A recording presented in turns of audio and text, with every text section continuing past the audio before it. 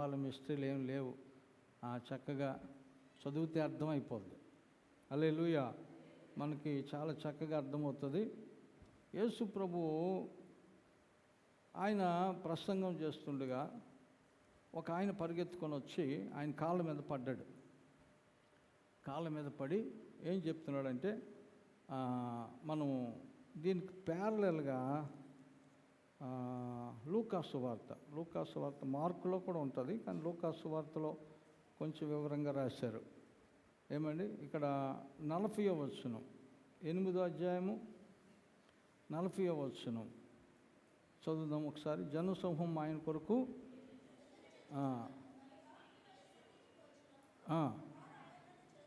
వారు ఆయనను చేర్చుకొనిరి.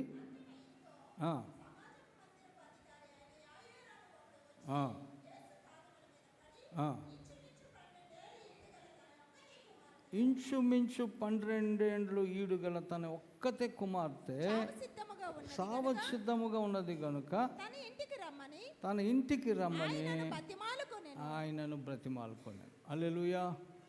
నా కూతురు 12 సంవత్సరాలు గల కూతురు, ఒక్కతే కూతురు, నాకు ఇంకెవరు లేరు, ఒకటే కుమార్తె. ఆమె చావడానికి సిద్ధంగా ఉంది, చావు బతుకుల మధ్య ఉంది, కొన ఊపిరితో ఉంది. దయచేసి మీరు వచ్చి మా ఇంటికి వచ్చి ప్రార్థన చేయండి, నా కూతుర్ని బాగు చేయండి అని యేసయ్య కాళ్ళ మీద పడినట్టుగా మనం చూస్తాం. హల్లెలూయా.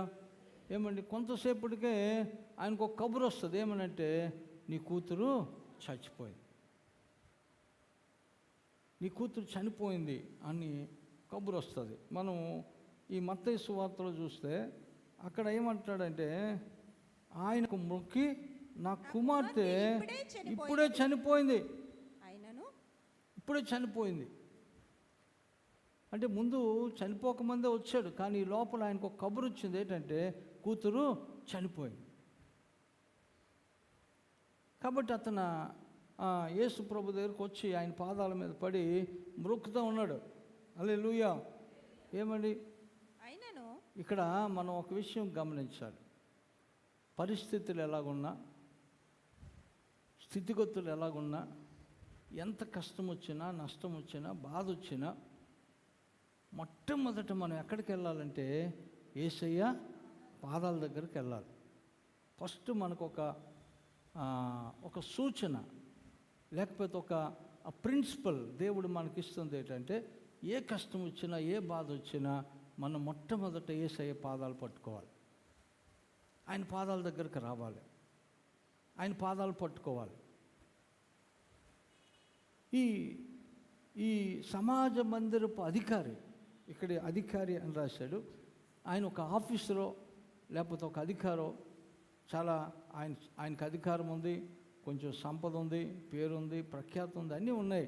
కానీ అతడు యేసయ్య పాదాల మీద పడిపోయాడు. వచ్చి యేసయ్య పాదాల మీద పడిపోయాడు. బైబిల్లో చాలా చోట్ల మనం చూస్తాం, అబ్రాహాము సాగిలపడి అని ఉంటుంది. అంత వయసులో అంత ముసలోడైపోయి సాగిలపడి అని ఉంటుంది. చాలామంది ప్రార్థన అనగానే మోకాళ్ళు వేస్తారు. నేను ఒకరోజు బరియల్కి వెళ్ళాను, బరియల్ చేయడానికి నాకు తెలిసిన ఆయన కాబట్టి నేను కూడా వెళ్ళాను. అక్కడ బరియల్ చేయడానికి ఒక పాస్టర్ గారు వచ్చారు, తెల్ల బట్టలు వేసుకొని ఉన్నాడు. అప్పుడే వర్షం పడింది. ఆ సమాధి ఎలా ఉంటుందో తెలుసు కదా, చెత్తగా ఉంది, చిత్తడిగా ఉంది, అంతా బురదగా ఉంది. చాలా అసలు అడుగు పెట్టడానికి కష్టంగా ఉంది. కానీ తప్పదు కదా, వెళ్తే ప్రార్థన అనగానే ఆ పాస్టర్ గారు తెల్ల బట్టలు వేసుకున్నాడు. పాపం మోకాళ్ళు వేసాడు. ఆయన చూసిన తర్వాత నాకు సిగ్గు అనిపించి నేను మోకాళ్ళు వేసాను. ఏమండి, చాలామందికి దేవుడు దగ్గరికి రావాలి అనుకున్నప్పుడు, దేవునికి అడగాలనుకున్నప్పుడు, దేవుణ్ణి అప్రోచ్ అవ్వాలనుకున్నప్పుడు చాలామంది తగ్గించుకుంటారు. ఎవడు దీనుడై నలిగిన హృదయం గలవాడై నన్ను గూర్చి విని వణుకుతున్నాడో వాడిని నేను దృష్టిస్తాను అంటాడు, వాని యొద్ద నేను నివాసం చేస్తానంటాడు. కాబట్టి యేసయ్య పాదాల దగ్గర నెమ్మది ఉంటుంది, సమాధానం ఉంటుంది, సంతోషం ఉంటుంది, ఆనందం ఉంటుంది, ఆశీర్వాదం ఉంటుంది. కాబట్టి దేని దగ్గరకైనా మనం ప్రభువు దగ్గరకు వచ్చినప్పుడు, ఏ సందర్భంలో వచ్చినా, ఏ పరిస్థితులు వచ్చినా, ఏ అవసరం కోసం వచ్చినా మొట్టమొదట ఏం చేయాలంటే ఆయన పాదాలు పట్టుకోవాలి. కనీసం మోకరించగలిగితే, సాష్టాంగ పడలేము, అన్ని చోట్ల పడలేము. మన ఇంటి దగ్గర అయితే సాష్టాంగ పడతాం. తెల్లవారు రోజు నేను చర్చిలో అందరూ వెళ్ళిపోయిన తర్వాత సాష్టాంగ పడతాను కొంచెంసేపు. అది చాలా ఆశీర్వాదకరం. కాబట్టి ఈ వ్యక్తి వచ్చి ఆయన పాదాల దగ్గర సాష్టాంగ పడ్డాడు. ఏముంది అక్కడ పరిస్థితి ఎలా ఉందంటే, అసలు పరిస్థితులు ఏం బాగోలేవు, అసలు హోప్ లేదు, నిరీక్షణ లేదు. ఎందుకంటే చచ్చిపోయింది ఆల్రెడీ. కొంతమంది మనుషులు చెప్తున్నారు, ఎందుకయ్యా బోధకుడిని శ్రమ పెడతావు, ఇక్కడి నుంచి అంత దూరం ఎందుకు తీసుకొస్తావు, ఆల్రెడీ నీ కూతురు చనిపోయింది, బోధకుడిని శ్రమ పెట్టొద్దు, వదిలే, మనం వెళ్ళిపోదాం, మన పని చూసుకోవాలి, బోల్డ్ పనులు ఉంటాయి, పిల్లని చక్కగా అలంకరించాలి, చేయాలి, స్నానం చేయించాలి, అది చేయాలి, బట్టలు వేయాలి, పెట్టి తయారు చేయించాలి, ఏమండి ఆ పెట్టిలో పెట్టాలి, సమాధికి తీసుకెళ్ళాలి, చుట్టాలకు బంధువులు కబుర్లు పెట్టాలి, బోల్డ్ పనులు ఉన్నాయి. నువ్వు ఇక్కడ ఉండిపోతే ఎలాగా, పద వెళ్ళిపోదాం. అసలు హోప్ లేదు. చచ్చిపోయిన తర్వాత ఎవరు చేంజ్ చేస్తారు? పరిస్థితులన్నీ అలాగా వ్యతిరేకంగా ఉన్నాయి. ఆల్రెడీ చచ్చిపోయింది, ఏం చేయడానికి లేదు. కానీ ఎక్కడో ఈయనకి చాలా ఏదో ఒక నమ్మకం ఉంది, విశ్వాసం ఉంది. ఆయన ఏమంటాడంటే, నా కూతురు చనిపోయింది, 18వ వచనం మత్తయి సువార్త 9:18 అంటాడు, నా కుమార్తె ఇప్పుడే చనిపోయింది, కబురు వచ్చింది నాకు, ఇప్పుడే చనిపోయింది. కాబట్టి అయినను, హల్లెలూయా. కిందటి వారం నేను ఒక వాక్యం చెప్పాను. మీకా గ్రంథం 7వ అధ్యాయంలో 7వ వచనంలో అంటాడు, పరిస్థితులన్నీ వ్యతిరేకంగా ఉన్నా, ఎక్కడ చూసినా అవినీతి ఉన్నా, లంచగొండుతున్నా, వ్యభిచారం ఉన్నా, ఎక్కడ చూసినా పరిస్థితులన్నీ వ్యతిరేకంగా ఉన్నా, ఎక్కడ క్షేమకరమైన స్థితి కనబడకపోయినా, నా ఆకలి తీర్చే పరిస్థితులు ఎక్కడ లేకపోయినా, అయినను నేను యెహోవా యందు నమ్మకం ఉంచుతాను, నా రక్షణకర్త కొరకు నేను కనిపెడతాను, ఆయన నా ప్రార్థన ఆలకిస్తాడు. అయినను, హల్లెలూయా. ఒకసారి చూడండి, కీర్తనల గ్రంథం చూడండి, 73:23 చదవండి. నేను ఎల్లప్పుడూ నీ యొద్దనున్నాను, నా కుడి చెయ్యి నీవు పట్టుకొని ఉన్నావు, నీ ఆలోచన చేత నన్ను నడిపించదు, నీ ఆలోచన చేత నన్ను నడిపిస్తున్నావు, తరువాత మహిమలో నీవు నన్ను చేర్చుకొందు, నువ్వు నన్ను చేర్చుకుంటావు. ఇక్కడ ఏమంటాడు? అయినను. ఒకసారి తీయండి 73వ కీర్తన. భక్తుడి యొక్క విశ్వాసం అందులో మనకు కనబడుతుంది. ఏమండి? అయినను నేను ఎల్లప్పుడూ నీ యొద్దనున్నాను, నా కుడి చేయి నిన్ను పట్టుకొని, నా కుడి చేయి నీవు పట్టుకొని ఉన్నావు, నీ ఆలోచన చేత నన్ను నడిపిస్తావు, తరువాత మహిమలో నీవు నన్ను చేర్చుకుంటావు. ఎందుకంటే ఆకాశమందు నీవు తప్ప నాకెవరు లేరు, నీవు నాకుండగా లోకంలో ఏది నాకు అక్కర్లేదు. నువ్వు ఉంటే చాలు ప్రభువా, నువ్వు ఉంటే చాలు. ఎందుకంటే నువ్వు నా చేయి పట్టుకొని నడిపిస్తావు.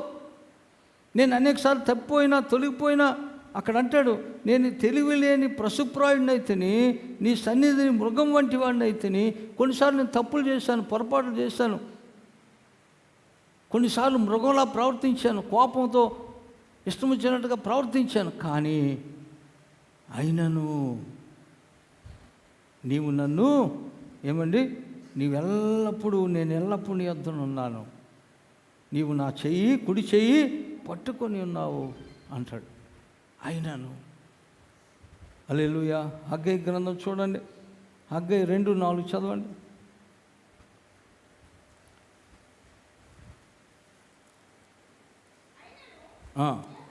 ఇచ్చినది ఏమనగా, ఆ, జెరుబ్బబేలు ఆ, ధైర్యం తెచ్చుకొమ్ము, ధైర్యం తెచ్చుకొనుము. ప్రధాన యాజకుడగు ఆ, యెహోజాదాకు కుమారుడు అయిన యెహోషువ, ఆ, ధైర్యం తెచ్చుకో. ధైర్యం తెచ్చుకో.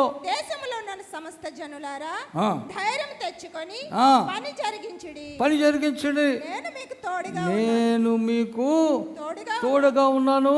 ఇదే సైన్యములకు అధిపతి ఇదే సైన్యములకు యెహోవా వాక్కు. హల్లెలూయా.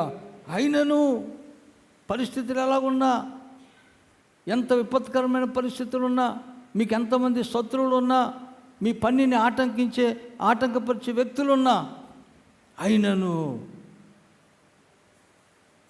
ఇశ్రాయేలు ప్రజల్ని, ప్రధాన యాజకుల్ని, ఆ పని జరిగిస్తున్నటువంటి జెరుబ్బాబెలుని దేవుడు ధైర్యపరుస్తున్నాడు.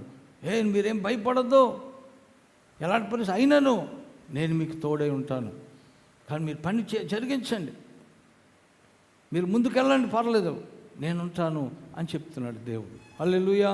కాబట్టి ఇక్కడ భక్తుడు ఏమంటాడంటే, అయినను ఏం చేయాలట? నీవు వచ్చి కుడి చెయ్యి ఆమె మీద ఉంచుము. నీవు వచ్చి నీ చెయ్యి ఆమె మీద ఉంచు. హల్లెలూయా. ఏమండి, నువ్వు చెయ్యి ఉంచుతానంటే చాలు. నా కూతురు చచ్చిపోయింది నాకు తెలుసు, అయినా నువ్వు వచ్చి నీ చెయ్యి పెడితే బతుకుతుంది, నాకు నమ్మకం ఉంది. ఇక్కడ కొన్ని పరిస్థితులు ఎలాగున్నాయంటే, ఇప్పుడు చాలా ఇంపార్టెంట్, అర్జెంట్, చాలా అర్జెన్సీ ఉంది అక్కడ. ఆ అమ్మాయి అక్కడ చచ్చిపోయే పరిస్థితిలో ఉంది, చచ్చిపోయింది అనుకోండి, ఇప్పుడు అర్జెంటుగా వెళ్ళాలి. ఈయన వెళ్తూ ఉంటే ఎవరు వెళ్ళనివ్వట్లేదు, జనాలు పడిపోతున్నారు మీదన, చాలామంది పడిపోతూ ఉన్నారు, ముందుకు వెళ్ళనివ్వట్లేదు వీళ్ళు.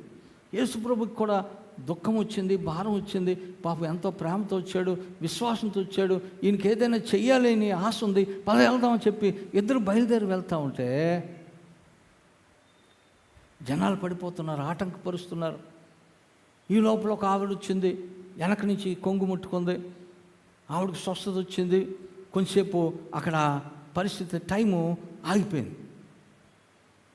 యేసుప్రభు వెళ్తున్నాడు, ఆగిపోయి ఎవరు నన్ను ముట్టారు అని అడిగాడు. మొత్తానికి ఏమైందంటే, ఒక స్త్రీ మొత్తానికి ఇంకా నేను దాగుండలేనని తెలిసి బయటకు వచ్చి చెప్పింది, నేనే ముట్టానండి, ఇలాగ 12 ఏళ్ళ నుంచి నాకు రోగం ఉంది, ఈ జబ్బు ఉంది, ఈ ఓవర్ బ్లీడింగ్ ఉంది, నేను చాలా కృషించిపోయాను, ఎంతోమంది దగ్గరికి వెళ్ళాను, సంకటపడిపోయాను, నా డబ్బులన్నీ అయిపోయి వేస్ట్ అయిపోయి ఎవరు నన్ను బాగు చేయలేదు, నీ చెంగు ముట్టుకున్నాను, నాకు బాగైపోయింది అని చెప్పింది. నేను చాలాసార్లు ఆలోచించాను. ఇప్పుడు ఒక సంఘటన రాస్తున్నాడు, ఆ తండ్రి వచ్చాడు, పిల్లకు బాగోలేదు, ఇలా చచ్చిపోయింది, అక్కడికి వెళ్ళాలి, వెళ్ళిన తర్వాత పిల్లని బాగు చేయాలి, బాగు చేసి ప్రార్థన చేసి వచ్చిన తర్వాత అప్పుడు ఈవిడ గురించి రాయొచ్చు కదా. మధ్యలో ఎందుకు రాశాడు? ఈయన వెళ్తుండగా మధ్యలో ఈ సంఘటన జరిగింది. 2 చోట్ల అలాగే ఉంది, 3 చోట్ల అలాగే ఉంది. ముందు జరిగిన తర్వాత ఇది జరగవచ్చు కదా. కానీ ఎందుకు జరిగిందంటే, ఆయన విశ్వాసాన్ని ఇంకొంచెం బలపరచడానికి. హల్లెలూయా. అంటే దేవుడు మన జీవితంలో ఏ సంఘటన జరిగించినా, ఏ సాక్ష్యం నీకు వినిపించినా, ఏ వాక్యం నిన్ను బలపరిచినా దేనికోసం అంటే ఇంకొంచెం నువ్వు బలపడడానికి, నీ విశ్వాసం ఇంకా స్థిరపడడానికి. ఆయన మంచి విశ్వాసంతో వచ్చాడు, ఇక్కడ చూసిన తర్వాత ఆయన విశ్వాసం ఇంకా బలపడింది. ఏంటి, యేసుప్రభు చెంగు ముట్టుకుంటే స్వస్థత వచ్చింది. ఆయన కనీసం చెయ్యలేదు, ముట్టుకోలేదు, ప్రార్థన చేయలేదు. ఆయన వస్త్రం ముట్టుకుంటే స్వస్థత చేయడం ఏంటి? ఇది నిజంగా అద్భుతం. యేసుప్రభుకి ఎంత శక్తి ఉందా? ఆయన కట్టుకున్న వస్త్రానికి కూడా ఎంత శక్తి ఉందా? ఆయన విశ్వాసం ఇంకా బలపడింది. వెనకాల వచ్చిన వాళ్ళు అంటున్నారు, ఎందుకై వదిలే, నీ కూతురు చచ్చిపోయింది ఆల్రెడీ, బోధకుండా చంపెట్టొద్దు, ఎందుకు అంత దూరం ఊరికి నేను నడిపిస్తావు, మళ్ళీ అంత దూరం రావాలి, మళ్ళీ ఊరికి వెనక్కి రావాలి, వదిలే. కానీ నా వాళ్ళ మాటలు వినట్లేదు. పరిస్థితులు చూడలేదు. ఫస్ట్ ప్రిన్సిపల్ ఏంటంటే ఆయన పాదాల మీద పడాలి ఏ కష్టం వచ్చింది. రెండోది ఏంటంటే ఏ మనుషుని యొక్క ప్రభావము నీ మీద పని చేయకుండా చూసుకోవాలి. చాలామంది చాలా చెప్తారు, మంచి మంచి సలహాలు ఇస్తారు, కానీ నీ విశ్వాసాన్ని పాడు చేసేది ఏదైనా ఎవరిని నీ మీద వారి యొక్క ప్రభావం నీ మీద పని చేయకుండా చూసుకోవాలి.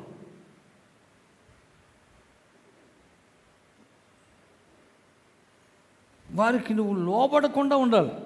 హల్లెలూయా. ఏమండి ఇక్కడ ఏం చెప్తున్నాడు చూడండి అక్కడ ఒకసారి. యేసుప్రభు ఆయనతో ఒక మాట చెప్పాడు. 8:50 చదవండి, లూకా 8:50 చదవండి. మాట విని భయపడవద్దు, ఏమంటాడు? భయపడొద్దు, నమ్మిక మాత్రము ఉంచుము. యేసుప్రభు అందరూ వచ్చి ఏవో చెప్తా ఉంటే యేసుప్రభు ఆ వ్యక్తి వైపు చూసి అంటాడు, నువ్వు భయపడొద్దు, ఎవరి మాట వినొద్దు, నమ్మకం ఉంచు. మనుషులు బోర్డు చెప్తారు, పరిస్థితులు బోర్డు చెప్తాయి, కానీ నువ్వు దేని మీద కాన్సన్ట్రేషన్ చేయొద్దు, దేవుడి మీద కాన్సన్ట్రేషన్ చేయాలి. దేవుడి మీద కాన్సన్ట్రేట్ చేయాలి. నీ గురి ఎప్పుడు దేవుడి మీద ఉండాలి. అందుకే ఎబ్రీ పత్రిక అంటాడు, విశ్వాసమునకు కర్తయు కొనసాగించేవాడైనా యేసువైపు చూస్తున్నప్పుడు సముద్రమైనా తుఫానైనా పేతురు ఈజీగా నడిచేసాడు. కానీ ఎప్పుడైతే గాలిని చూశాడో, సముద్రాన్ని చూశాడో మునిగిపోయాడు. యేసుప్రభు చూస్తున్నంతసేపు నడిచేశాడు. అంతకుముందు తుఫాను ఉంది, అంతకుముందు గాలి ఉంది, అంతకుముందు శబ్దాలు వస్తున్నాయి, అలలు ఎగిరెగిరి పడుతున్నాయి. కానీ యేసుప్రభు నడిచాడు కాబట్టి పేతురు అన్నాడు, నువ్వైతే నన్ను నడవని అంటే నడు అన్నాడు, నడిచేశాడు. కానీ ఎప్పుడు మునిగిపోయాడంటే యేసు వైపు నుంచి దృష్టి ఎప్పుడైతే మరలిందో మునిగిపోయాడు. అందుకే ప్రభు అన్నాడు, అల్ప విశ్వాసి ఎందుకు సందేహపడ్డావు, ఎందుకు ఇటోటి చూస్తున్నావు, నా వైపు చూసుకున్నాడు.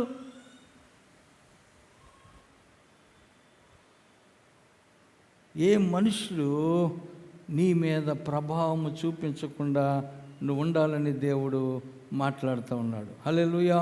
ఒకసారి చూడండి, యెషయా గ్రంథం 50:10 చదవండి.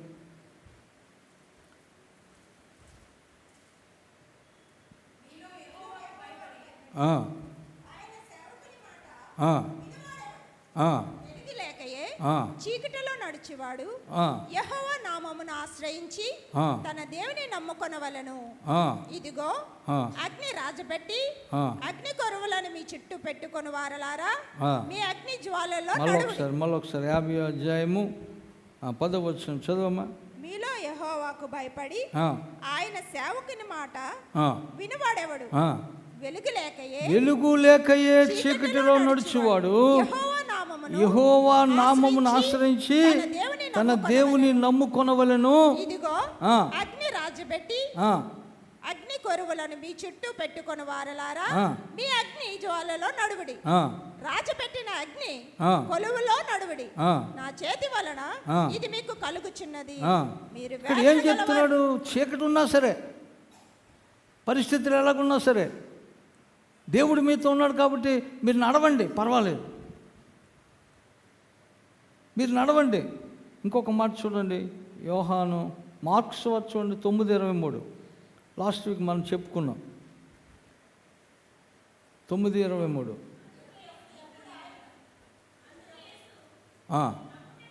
నమ్ముట నీ వలనైతే నమ్మువానికి సమస్తము సాధ్యమే. ఆ వ్యక్తి యొక్క విశ్వాసాన్ని బలపరచడానికి యేసు ప్రభువు చెప్తున్నాడు. హల్లెలూయా. ఈ మెసేజ్ లాస్ట్ వీక్ నేను చెప్పానా? లాస్ట్ వీక్ చెప్పాను. ఇదే మెసేజ్ మరొక 2 చోట్ల చెప్పాను. ఇది నాకు బాగా నచ్చింది. ఆ 2 చోట్ల కూడా దేవుడు చాలామందిని బలపరిచాడు, సేవకులను బలపరిచాడు. ఈ వీక్లో 2 పాస్టర్స్ ఫెలోషిప్లో నేను మాట్లాడాను. నమ్ముట నీ వలనైతే నమ్మువానికి, నమ్మకపోతే దేవుడు కూడా ఏం చేయలేడు. నువ్వు ఎంత నమ్ముతావు దేవుడు అంత గొప్ప కార్యం చేస్తాడు. నువ్వు ఎంతగా ప్రభువునందు విశ్వాసం ఇస్తావు అంత గొప్ప కార్యాలు ఆయన నీ జీవితంలో చేస్తాడు. కాబట్టి పరిస్థితులు ఎలాగున్నా, మనుషులు ఏం చెప్తున్నా, మనుషుల యొక్క ప్రభావం నీ మీద పడకుండా నువ్వు జాగ్రత్తగా చూసుకోవాలి. హల్లెలూయా. ఇంకొక మాట చూడండి, యోహాను సువార్త 11:25.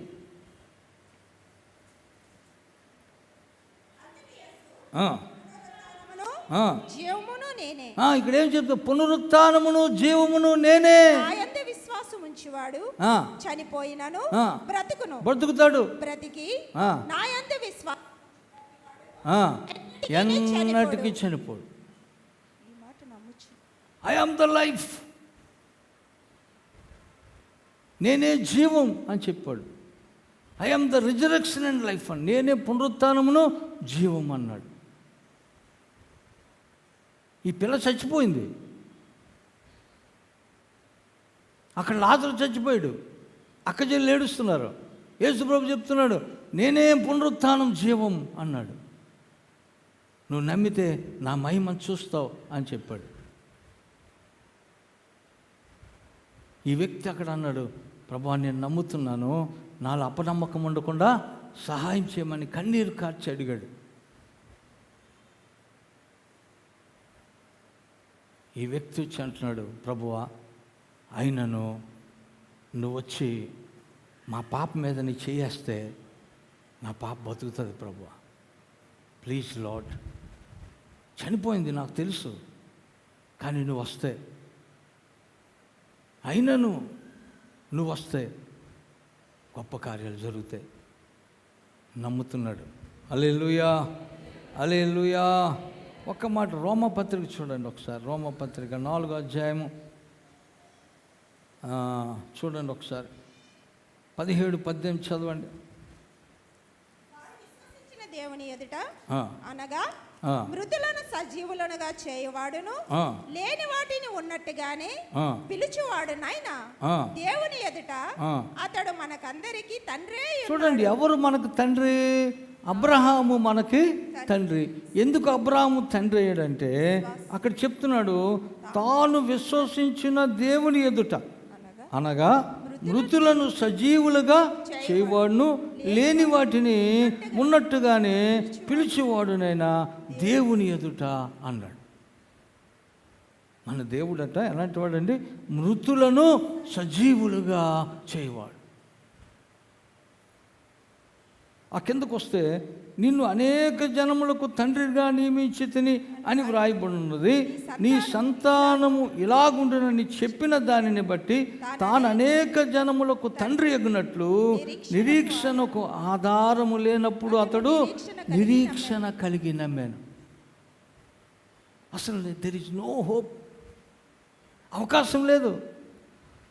సైన్స్ ఒప్పుకోదు, మెడికల్గా అది అవ్వదు, జరగదు. ఆయన శరీరం మృతతుల్యమైపోయిందని రాయబడింది. సారా గర్భము కూడా మృతతుల్యమైపోయిందని రాయబడింది. గర్భం ఉడికిపోయింది. ఎలా జరుగుతుంది? అది అవ్వదు. నిరీక్షణకు ఆధారము లేనప్పుడు ఏదైనా ఒక మాట చెప్తే నమ్మడానికి ఏదైనా హోప్ ఉండాలి కదా. అసలు హోప్ లేదు. There is no hope. అది ఎలా జరుగుతుంది? ఎందుకు విశ్వాసం మనందరికీ తండ్రి అయ్యాడంటే, నిరీక్షణకు ఆధారం లేనప్పుడు కూడా అబ్రహాము దేవుని నమ్మాడు. హల్లెలూయా. తను చూసుకున్నాడు, ముసలుడు అయిపోయాడు. భార్యను చూశాడు, ముసలిది అయిపోయింది. ఏమండి? కానీ వీళ్ళిద్దరిని చూశాడు, అటుపక్క దేవుని చూశాడు. దేవుడి మాట విన్నాడు. నిన్ను అనేక జన్మలకు తండ్రిని చేస్తానయ్యా చెప్పినవాడు ఎవరంటే దేవుడు. మనుషులు చెప్తే నమ్మక్కర్లేదు. చెప్పినవాడు దేవుడు కనుక చేస్తాడని నమ్మాడు. రోజు రోజుకి ఆయనలో యవ్వనం వచ్చింది, భార్యలో యవ్వనం వచ్చింది. వారు చక్కగా సంసారం చేశారు, కొడుకుని కన్నారు. హల్లెలూయా, హల్లెలూయా. నిరీక్షణకు ఆధారము లేనప్పుడు అతడు అతడు దేవుని యందు నమ్మకం ఉంచాడు కాబట్టి అతడు మనందరికీ తండ్రి అయ్యాడు. ఎబ్రీ పత్రిక చూడండి 11:19.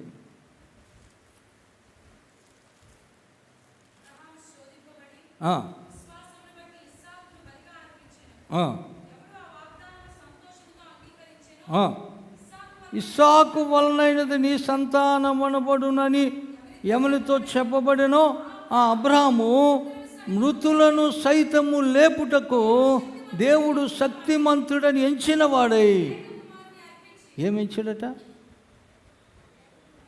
మృతులను సైతము లేపుటకు శక్తిమంతుడని ఎంచాడట. మృతతుల్యమైన శరీరంలో నుంచి దేవుడు యవ్వనం తీసుకొచ్చి నాకు బిడ్డని ఇస్తాడని నమ్మాడు. అదే అబ్రాహాము ఆ బిడ్డనే బలిగా ఇమ్మన్నప్పుడు ఆయన ఏం నమ్ముతున్నాడంటే మృతులను సైతము లేపగల శక్తిమంతుడు అని నమ్మాడు. ఎంత డెడికేషన్ ఉండాలండి కొడుకుని బలి ఇచ్చడానికి అంటారు చాలామంది. కన్న కొడుకుని తీసుకెళ్ళి నరికేసి ముక్కలు చేసి కర్రల మీద పెట్టి అగ్గి పెట్టడానికి ఎంత డెడికేషన్ ఉండాలండి అంటారు. కానీ అబ్రహాంకి డెడికేషన్ కంటే ఎక్కువ ఏముంది తెలుసా? విశ్వాసం ఉంది. హల్లెలూయా.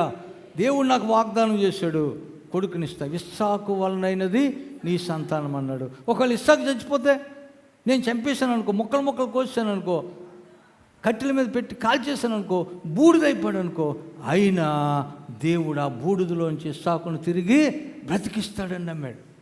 ఆమెను చెప్పండి అందరూ. హల్లెలూయా, హల్లెలూయా. ఎందుకంటే మన దేవుడు మృతులను సజీవులుగా చేయవాడు. అబ్రాహాం అందుకే భార్యతో కూడా చెప్పలేదు. కొడుకు అడుగుతున్నాడు, చిన్నోడు కాదు, అప్పటికే 20-25 సంవత్సరాల కుర్రోడికి అడుగుతున్నాడు, డాడీ ఏంటి కర్రలు పట్టుకున్నావు, అగ్గి పట్టుకున్నావు, కత్తి పట్టుకున్నావు, అసలు గొర్రెపిల్ల మర్చిపోయావు నువ్వు. అబ్రాహాం అన్నాడు, యెహోవా ఈరే. హల్లెలూయా. నా అకౌంట్ బుక్ మీద అది రాసుకుంటాను, యెహోవా ఈరే అని రాస్తాను ప్రతి నెల.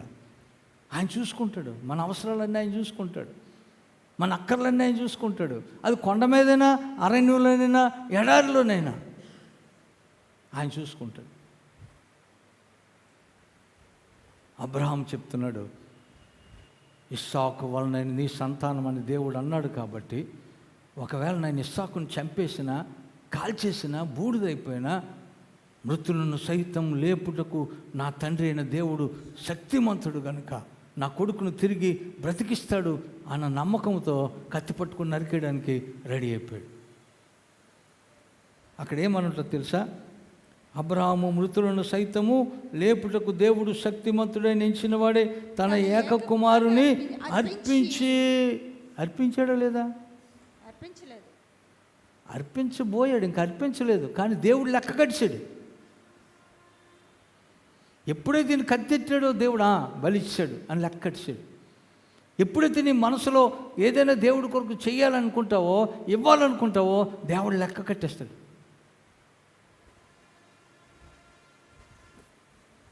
అయిపోయింది, ఇచ్చాడు. అబ్రాహాం బలి ఎప్పుడైతే కట్టెలు కాళ్ళు చేతులు కట్టేసి కట్టెల మీద పెట్టేసి కత్తి పట్టుకొని ఎత్తాడో దేవుడు లెక్కడిచాడు. అర్పించి ఉపమాన రూపకముగా అతనిని మృతుల్లోని మరలా పొందాను. మళ్ళా తన కొడుకును తను పొందుకున్నాడు. ఆయన మృతులను సజీవులుగా చేయవాడు. హల్లెలూయా. ఈ సంగతులన్నీ నీకు తెలిసేమో. అందుకే కూతురు చచ్చిపోయినా ఎవరి దగ్గరండి? యేసు ప్రభు దగ్గరికి వచ్చి అంటున్నాడు, ప్రభువా నా కూతురు చచ్చిపోయింది, కానీ నువ్వు వస్తే ఆమె చెయ్యేస్తే నా కూతురు బతుకుతుంది. మొత్తానికి ఇద్దరు ఇంటికి వెళ్ళారు. హల్లెలూయా. ఇంటికి వెళ్ళారు. అక్కడ ఇంటికి వెళ్ళేసరికి అంత గందరగోళం ఉంది పరిస్థితి. ఏడుపులు, గోళ్ళు, అప్పుడే గానా బజానా మొదలైపోయింది. చాలామందికి ఎవడైనా చచ్చిపోతే సంతోషం, మందు కొట్టి కేకలు ఇచ్చి గొడవ చేయొచ్చు అని చాలామంది. ఎవడైనా చచ్చిపోతే చాలు వెంటనే అక్కడ 10 మంది తాగుబోతులు రెడీ అయిపోతారు. ఏడ్చిన వాళ్ళు ఏడుస్తుంటారు. కొంతమంది అట ఈ ఏడ్చిన వాళ్ళని కూలికి తెచ్చుకుంటారట. చాలా బొంబాయి అటు సైడు కొంతమంది ఉంటారు, ఎవడైనా చచ్చిపోతే వాళ్ళు తీసుకొస్తారు, వీళ్ళకి బదులు వాళ్ళు ఏడుస్తారు. వీళ్ళు ఏడరు, వాళ్ళు ఏడుస్తారు.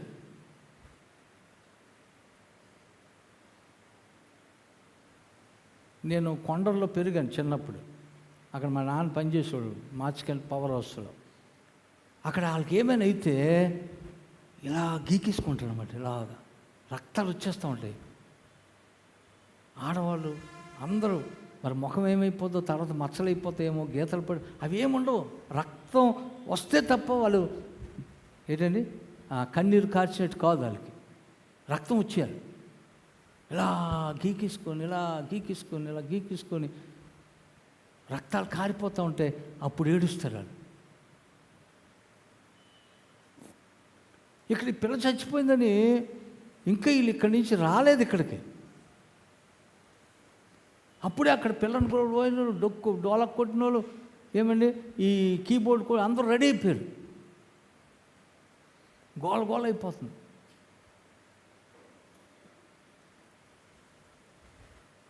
మీకు ఒక సంగతి తెలుసా, కొన్నిసార్లు మనం చావకపోయినా మనం చంపేస్తారు.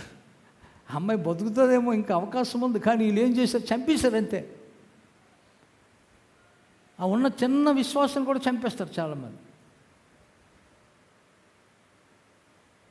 ఈయన వచ్చాడు, వచ్చి ఏంటయ్యా మీ గోల చేస్తున్నారు ఎందుకు? ఆ పిల్ల చచ్చిపోలేదు, పడుకుని నిద్రపోతుంది, అందరూ ఎగతాళి చేస్తున్నారు. మెయిన్ సబ్జెక్టు చిన్నదే అయినా చాలా అవసరమైంది నేను చెప్తున్నాను. అప్పుడు యేసుప్రభు అన్నాడు, నాకు స్థలం ఇవ్వండి. హల్లెలూయా, నాకు స్థలం ఇవ్వండి అయ్యా,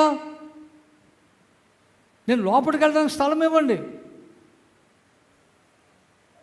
ఈ పరిస్థితిలోనికి, ఈ మరణంలోనికి, కష్టంలోనికి నేను రావడానికి నాకు స్థలం ఇవ్వండి.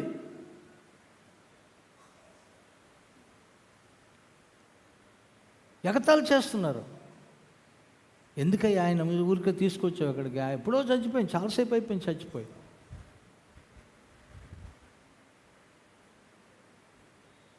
ఈయన అంటాడు, నాకు స్థలం ఇవ్వండి. ఇది ఎంత కష్టమండి, స్థలం ఇవ్వడం ఎంత కష్టం తెలుసా? ఇప్పుడు ఏం చేయాలి స్థలం ఇవ్వాలంటే? వీళ్ళందరినీ తగలాలి. మరి బాబు ఆగండి, రాగండి, మీ పిల్లని గ్రోవులు ఆపండి, మ్యూజిక్ సిస్టమ్ ఆపండి, బయటికి వెళ్ళిపోండి. ఏడుస్తున్నారు చాలామంది, బంధువులు అందరూ వచ్చి మీరు ఆపండి, బయటికి వెళ్ళిపోండి. అలా టైంలో చెప్పగలమా? వచ్చిన వాళ్ళు ఎంత బాధపడతారు. మేమేదో ప్రేమతో చేడుస్తుంటే ఈడేటి బయటికి వెళ్ళిపోమంటున్నాడు. ఇది కొంచెం కష్టం. కానీ యేసుప్రభు అంటాడు, నాకు స్థలం ఇవ్వాలి, స్థలం ఇస్తే నేను వస్తాను. నేను రావాలంటే, నాకు స్థలం ఇవ్వాలంటే ముందు అందులో ఉన్నోళ్ళు బయటికి పంపించాలి.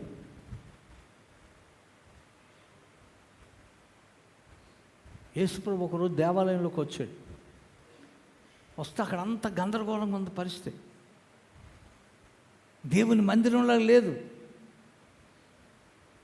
నా మందిరము ప్రార్థనా మందిరం అనబడును, మీరు దొంగలుగో చేశారు. ఏట్రా బాబు ఇక్కడ వ్యాపారాలు, ఈ బల్లల గువ్వలు అమ్మడం ఏంటి, చిల్లర అమ్మడం ఏంటి, ఈ గందరగోళం అంతా ఏంటి, నా తండ్రి ఇంటిని వ్యాపారులు చేశారు అని చెప్పి ఒక్కొక్కడిని బల్లల గిల్లలు పడగొట్టేసి తాళ్ళు కోడాలు చేసి ఒక్కొక్కడిని వెంటలు తగిలాడు. మందిరం నుంచి అందరిని బయటకు తగిలేశాడు. అప్పుడట గుడ్డివారు, కుంటివారు, కష్టాలు ఉన్నవారు అందరూ వచ్చారట. వాళ్ళందరినీ యేసు ప్రభు బాగు చేసాడట. హల్లెలూయా. చెత్తపోతే గింజలు వస్తాయి. ఎవరికైనా మేలు జరగాలంటే స్వస్థతలు జరగాలంటే ముందు పనికిరానివన్నీ బయటకు తగిలేయాలి. యేసు ప్రభు నీ ఇంటిలోకి రావాలంటే నీ ఇంటిలోని దేవునికి వ్యతిరేకమైనది ఏదైనా ఉందంటే ముందు అది బయటికి పంపించాడు. యేసు ప్రభు నీ హృదయంలోనికి రావాలంటే అందులో ఉన్నటువంటి గజిబిజి పరిస్థితులన్నీ బయటికి తగిలేయాలి. యేసు ప్రభు నీ జీవితంలోనికి వచ్చి ఒక అద్భుతం చేయాలంటే పనికి రాకుండా ఉన్న మృతతుల్యమైపోయినటువంటి ఎక్కడ హోపు లేనటువంటి జీవితంలో దేవుడు ఒక అద్భుతం చేయాలంటే ఆయనకి స్థలం ఇవ్వాలి. ఆయనకి స్థలం ఇవ్వాలంటే ఆయనకి వ్యతిరేకమైనవి ఏమున్నా, ఆయనను బాధ పెట్టే ఏదున్నా నీ జీవితంలో అది బయటికి ముందు పారేయాలి. అది శుభ్రం చేస్తే అప్పుడు యేసుప్రభు అందులోకి వస్తాడు. హల్లెలూయా, హల్లెలూయా. శుభ్రం చేస్తే రా ప్రభువా అని తీసుకెళ్ళాలి. జక్కయ్యతో ప్రభు అన్నాడు, జక్కయ్య నువ్వు త్వరగా దిగు, నేను నీ ఇంటికి వస్తాను అన్నాడు. జక్కయ్య గబగబ చెట్టు దిగి సంతోషంతో యేసుప్రభు తీసుకెళ్తున్నాడు. చుట్టూ అంతా సొనుక్కుంటున్నారు, గొనుక్కుంటున్నారు. ఎన్నిసార్లు చెప్పినా నాకు ఇది ఎంతో ప్రేరణ కలిగిస్తుంది ఈ మాట. చాలా అంతవరకు దుర్మార్గుడు, దుష్టుడు, అన్యాయంగా సంపాదించినోడు, ఎలాగైనా డబ్బులు సంపాదించవచ్చు అనుకున్నవాడు ఎప్పుడైతే అందరూ సొనుక్కుంటున్నారో ఇంక ఇంట్లోకి తీసుకెళ్ళకముందే అక్కడ ఆగి అన్నాడు, మీరందరూ ఆగండి, యేసుప్రభు నా ఇంట్లోకి వస్తున్న ఈ శుభ సందర్భంలో నా ఆస్తిలో సగం పేదలకు ఇచ్చేస్తున్నాను. సగం.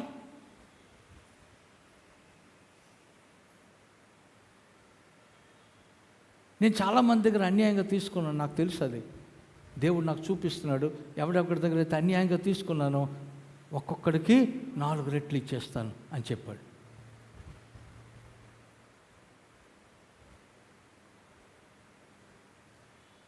ఒక పాస్టర్ గారు అంటారు, ఆ ఊరిలో చాలామందికి హార్ట్ అటాక్లు వచ్చేట. ఇది జక్కయ్య ఆస్తులు సగం పేదలకు ఇచ్చేస్తుండా. ఆ దుర్మార్గుడు, పాపి, ఆడి సగం ఆస్తి ఎంతమందికి వెళ్ళిపోయిందో. ఎంతమంది పేదవాళ్ళు ధనవంతులు అయిపోయారు, ఎంతమంది లక్షాధికారులు అయిపోయారు. ఆ ఊరిలో ఉన్న పేదవాళ్ళందరూ జీవితాలు మారిపోయాయి.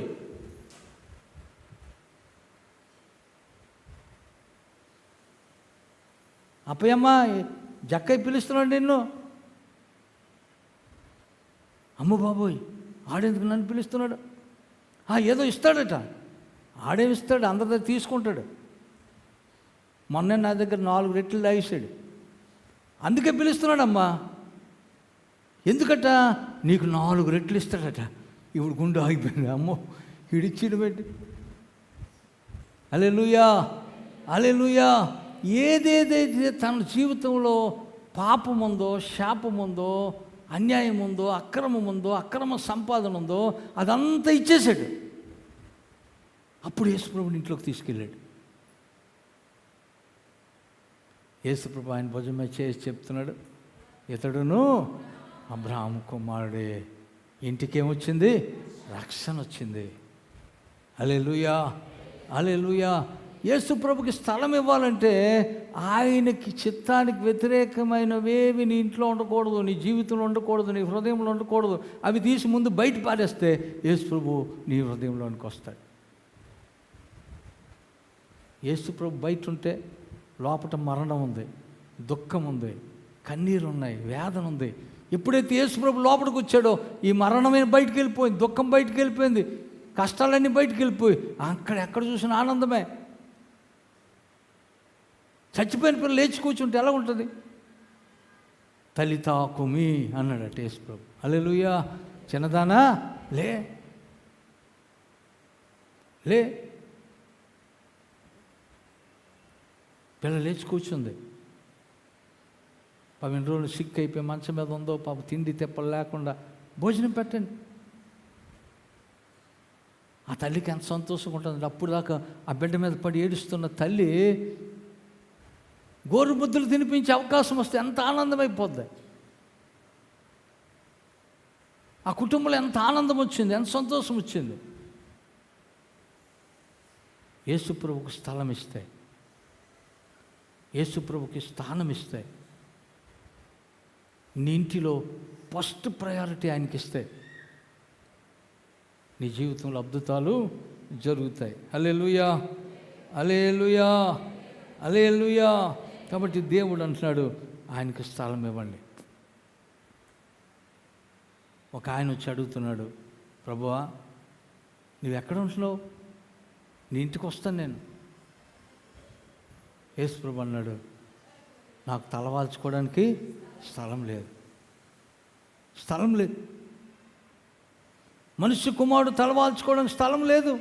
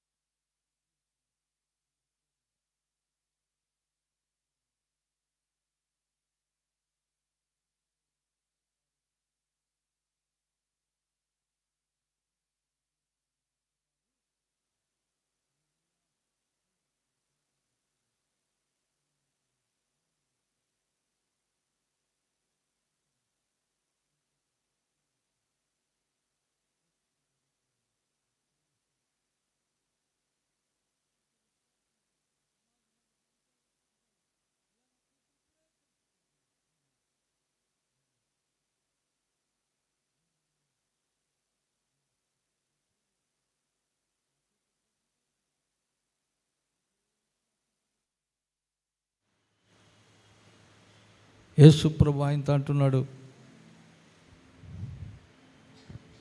నమ్మిక మాత్రం ఉంచు, నమ్మిక మాత్రం ఉంచు, భయపడొద్దు, నేను వస్తాను నీతో, నీ కుటుంబంలోనికి వస్తాను, నీ జీవితంలోనికి వస్తాను, నీ సమస్యలోనికి వస్తాను, నీ కష్టాల్లోనికి వస్తాను, నీ ఇబ్బందుల్లోనికి వస్తాను. నాకు స్థలం ఇస్తావా? Do you give me the place? నీ జీవితంలో స్థానం, స్థలం, ఆయనకు ఒక ప్రత్యేకమైన స్థానం.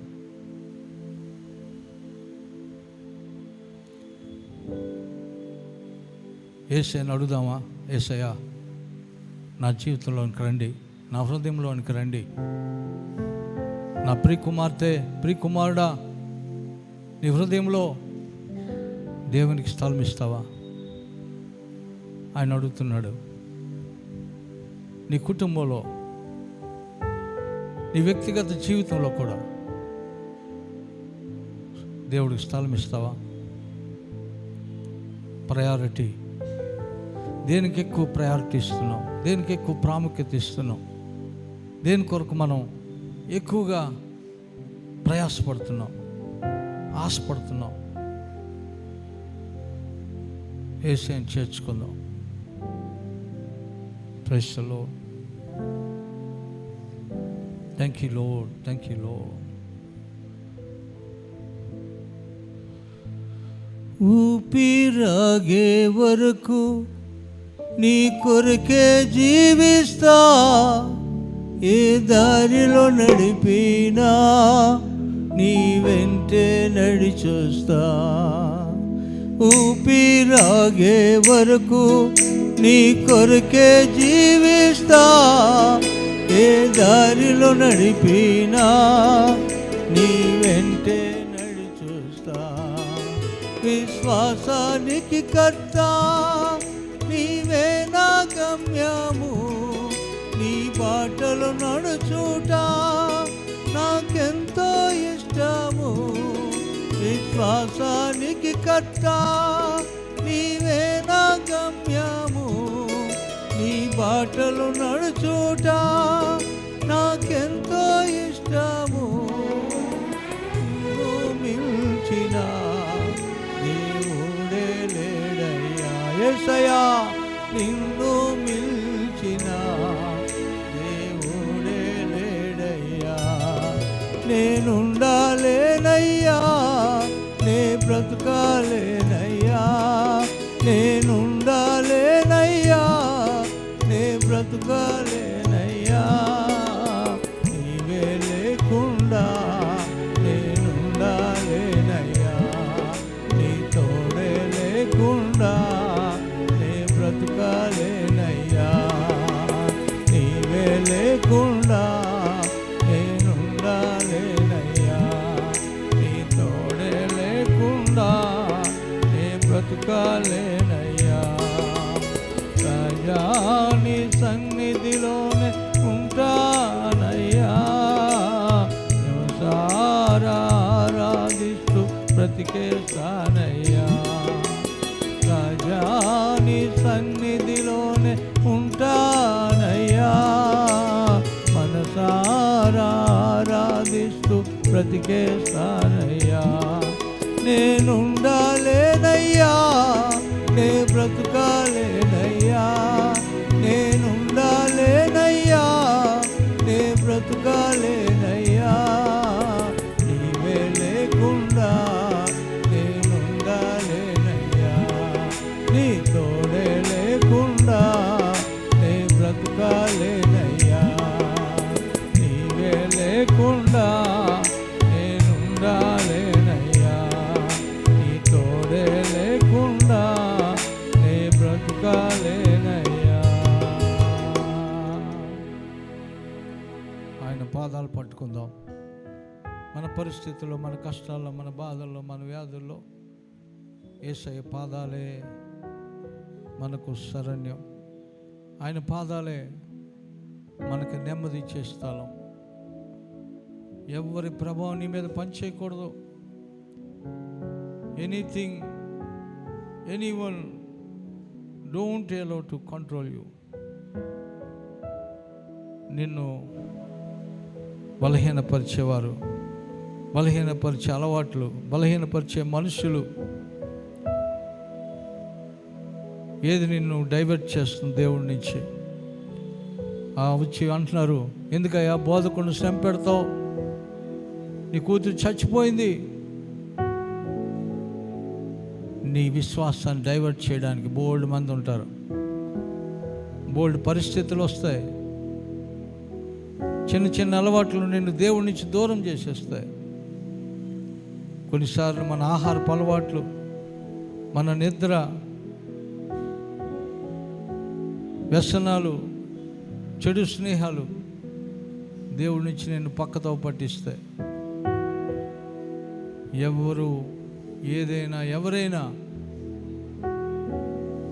నీ విశ్వాసాన్ని పాడు చేయకుండా వాళ్ళకి అవకాశం ఇవ్వద్దు. దేనికి అవకాశం ఇవ్వద్దు.